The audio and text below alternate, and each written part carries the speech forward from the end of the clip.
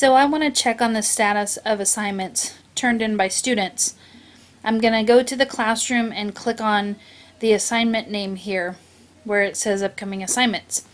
And it's going to take me to the screen that'll show me, let me scroll this a little bit.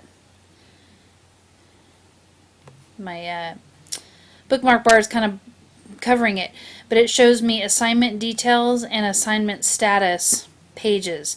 The assignment details page will bring me here and show me overall kind of that there's 1 done and 0 not done, and the parameters that I set for each doc. So on the status, back to that, I can see my students, and I have 1 student in the class, and if I select that student's name, then I can choose to return the assignment with a grade or email that student or download the grade for that student or put it in a folder. I have some options there. Right now there's no grade for the assignment, and this is where I can set the points for the student.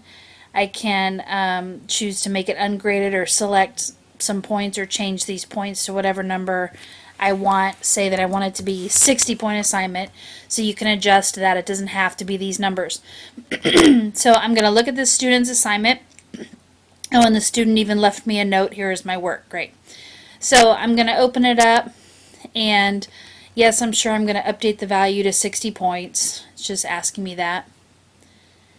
And the assignment's going to open, and it has the name of the assignment followed by dash and the student's name. And as the teacher, you can make comments on the student's work so that you can give feedback over here, suggestions for revision or whatever, and this is a great way to give feedback. And when you're done doing that and you've assigned the points you want to assign here, we'll say, okay, you did 55 out of 60 for whatever reason. You give the grade.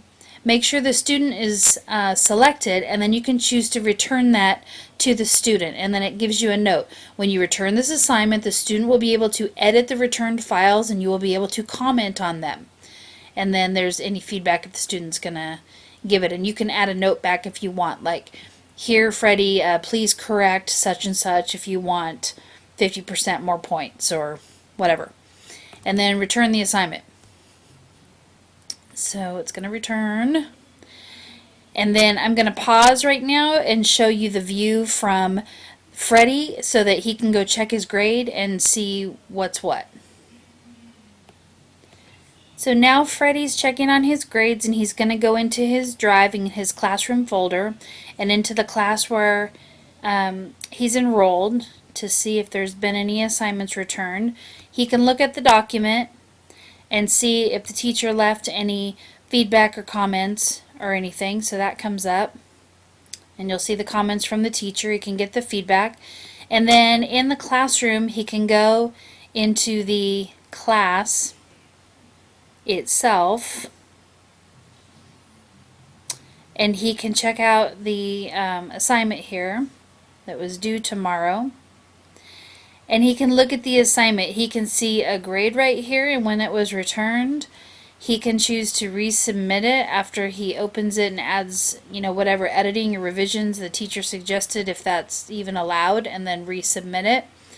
He can create additional items that might have been asked for or necessary related to the assignment. He can add the assignment to his Google Drive now or upload an additional file or link related to the assignment. So there's several options.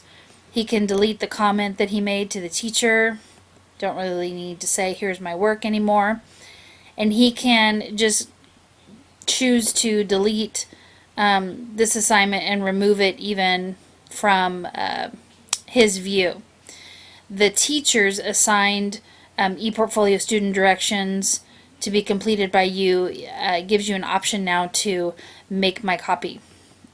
So if you click that, then it will be copying it, and Freddie can then choose to go from there. Okay, and there's a copy. Okay, that's all under my assignment. And then back to the assignment details. Not really applicable anymore because he already turned it in, but that's just kind of the student view of it.